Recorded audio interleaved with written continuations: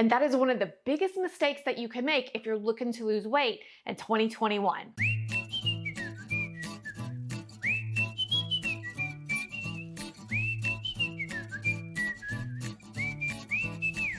If you're new here, my name is Shelly. I work as a dietitian specializing in weight loss using the keto, low carb, and anti-inflammatory lifestyle. And this is a lifestyle that I personally embraced about 5 years ago when I could not lose my last 15 pounds of baby weight.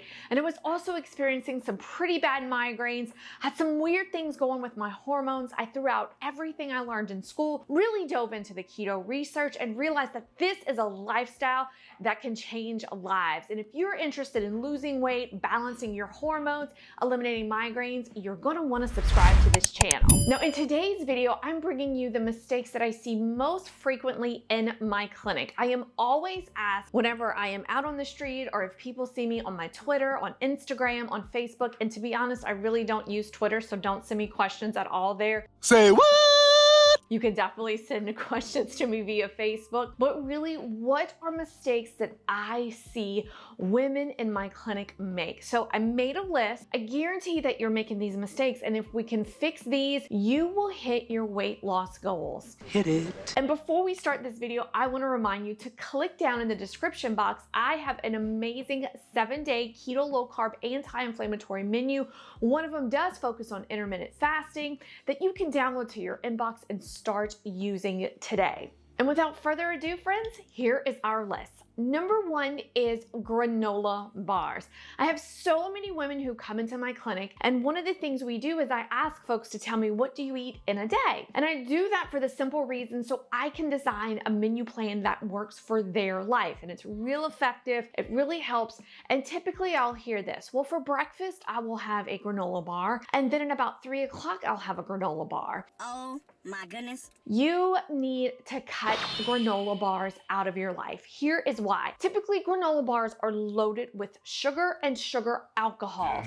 Now, we'll do a video later on about sugar alcohols, and we're finding more and more that the more we contain and consume sugar alcohols, they do lead, those sugar alcohols can lead to bloat. Lots of times we're picking granola bars that have a ton of sugar, and we're picking granola bars that don't even have enough protein, if there's any protein in these granola bars at all. So how do we fix this? Well, number 1, we look for a bar that has less than 5 grams of sugar. And I really try to find granola bars that don't have any sugar alcohols, and particularly maltitol, which is known to cause some bloat problems. And then finally, we do need granola bars that have protein. So are there any brands that I do recommend to my clients? Well, most of my clients know that personally, I am not a fan of granola bars. I don't like them. I don't feel like they fill us up. But if you're in desperate needs, desperate measures, I do like Good To Go bars. They are made with erythritol, which is a sugar alcohol, but it's one that we find doesn't cause as much bloat.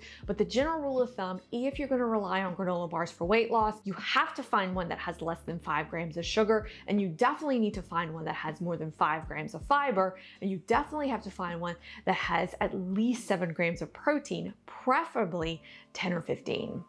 And again, the granola bar that I do recommend in my clinic is not necessarily a granola bar. It's more of, I guess you can say, just a bar, and it is the Good To Go bar. It's gluten-free, it's vegan-friendly, and like I said, it has that little trace of erythritol, but it's one, I get it, sometimes we need these bars because we're busy, so that is how you want to choose this. Number 2 is that we snack too much. Now, we have been trained, and I don't know why we've been trained this. I'm really diving into some excellent research that I'll be sharing on this channel with you all. We've been trained that we need to snack, that we have to have a snack. And a lot of folks will ask me if I snack, and honestly, there's some days that I don't. Now, before I jumped on the keto plan, I did snack a lot. I would snack on fruit, which is the worst thing that you could snack on because it releases insulin, which insulin is a hormone that loves to hold on to fat. But we snack too much. I talk to a lot of women and they say, oh, well, I just snack on fruit. And again, we're releasing that insulin that holds onto fat. So what do? We do meals that are very substantial. We do meals that have a great amount of protein. So that's your chicken, that's your beef, that's your eggs, that's your light cheeses, which we'll talk about in a second. And then we do lots of fiber. So that'll be your vegetables. Eat your green vegetables. And then we do a plant-based fat, which could be like your olive oil. So if we do more substantial meals, it'll keep us full and it'll prevent us from having snacks. And remember, the more we snack, the more calories we consume. So we completely just shot ourselves in the foot if we're looking to lose weight.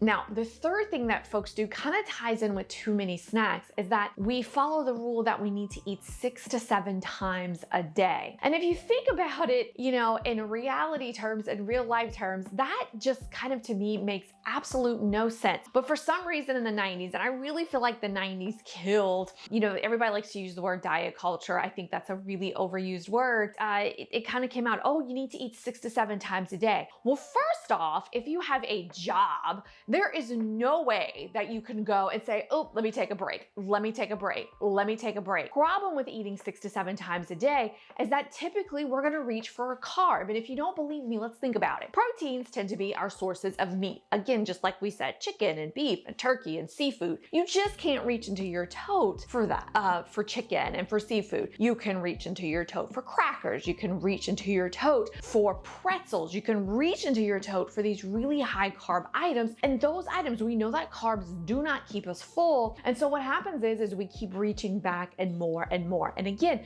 the goal of this is that we want to do 3 really substantial meals a day. If you're intermittent fasting, you could do your 2 to 3 meals a day, but we really want to do a very substantial meal with the protein, with the fiber, with the plant-based fat. And if you scroll in our description box, you're going to get a menu to help you plan those items out for your day. Now, the fourth one just drives me crazy because it is so forgotten when it comes to weight loss mistakes. Everybody just thinks food, food, food. And when I have somebody who comes to me and they're like, I'm eating healthy, I am just not losing weight, the first item we talk about is water.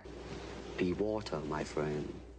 Now, I made a video about, you know, what we should start doing in 2021 that will jumpstart our weight loss goals. And that is we are not drinking enough water. And oh, did you like the way I just said that? I kind of gave it a little British spin there.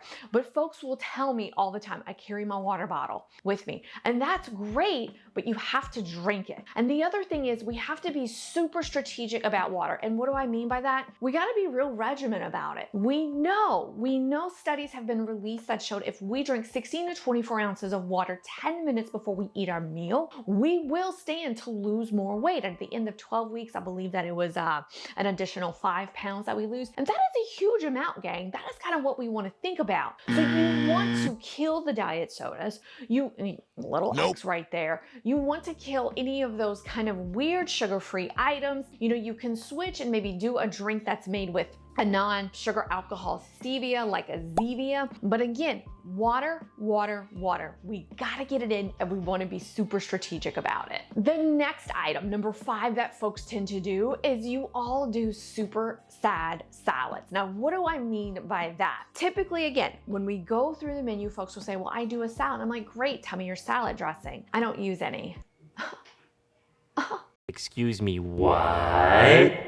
Why not? We need fat on that salad. We need an amazing salad dressing. And what you want to do is you could just do a tablespoon of olive oil on top of that. Or sometimes I did a video over here where I went through my favorite salad dressings on the keto plan, and I mixed the Tessemae salad dressing with a little olive oil because I'm cheap and I want to extend it out. Remember, fat gives us that satiation, and what that means is that fat keeps us full.